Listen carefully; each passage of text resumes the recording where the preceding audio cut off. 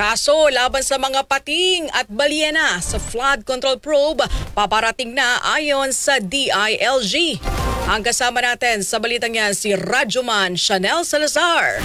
RMN Live Report!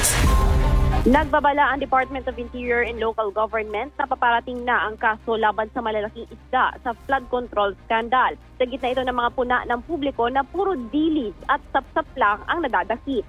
Sa Malacanang press briefing, sinabi ni DILG Secretary John Vic Rimulya na papalapit na rin sa mga pating at balyena ang takbo ng investigasyon. Binibigyan lang anya ng sapat na panahon ng ombudsman para tiyaking matibay ang mga ebidensya at siguradong panalo ang ihahaing kaso. Ayon kay Rimulya, hindi maglalabas ng demanda ang ombudsman hanggat hindi buo ang ebidensya. Kapag naisampa na ang kaso, sigurado ang DILG na may laban ito hanggang sa pagkakakulong laban sa mga big fish.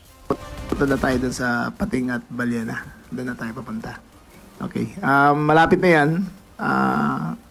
Bigyan natin ng ombudsman ng karapat-dapat na oras. Kasi si ombudsman meron siyang ethic sa pag-file ng case. Gusto niya may reasonable case, reasonable certainty for conviction.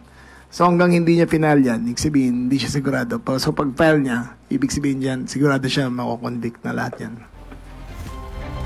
DILG Secretary John Vic Rimulya, kasama mo sa DZXL RMN Manila, Radyoman Chanel Salazar, Tatak RMN.